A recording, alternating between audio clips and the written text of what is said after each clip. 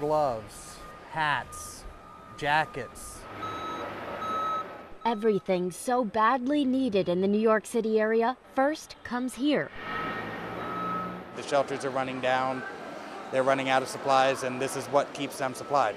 This is what keeps them in the food and water and everything else they need.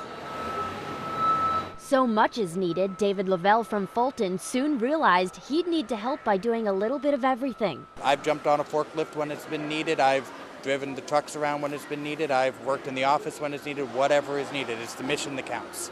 The mission is getting the donations to Sandy victims as soon as possible. He coordinates transportation as tractor trailers haul in donations and trucks take off packed with survival kits continuously, day and night. Out of the last 9 days I've been here, I've actually slept in the hotel 4 times, and that's only been for a couple hours each time.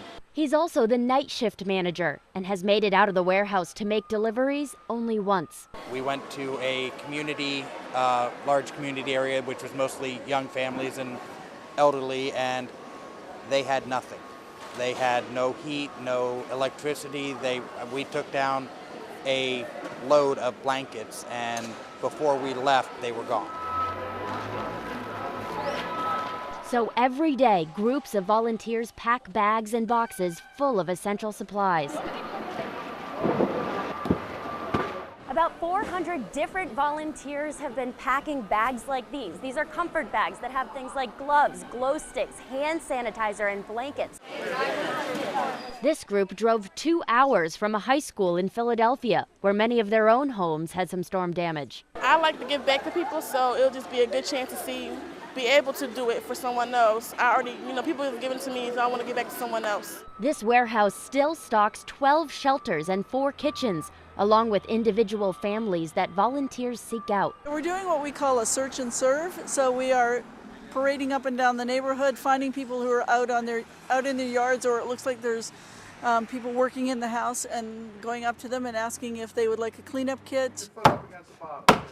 Many cleaning items like bleach are hard to come by on Long Beach Island, for example. Nearly every store is closed. As we're going up and down, we're seeing a lot of debris and garbage that they've pulled out of their houses. They're ripping down the drywall, and the shovels are sturdy enough that they're an aid to ripping down the drywall, so it's really helping. Which is what keeps volunteers like David Lavelle motivated back at the warehouse. It is helping so many thousands of people, and I know when I was delivering the blankets, I was hearing thank you so many times from so many different people, including a very young child who came up and just gave me a hug, and that right there made the sleepless nights worth it right there. Lee Isaacson, News Channel 9.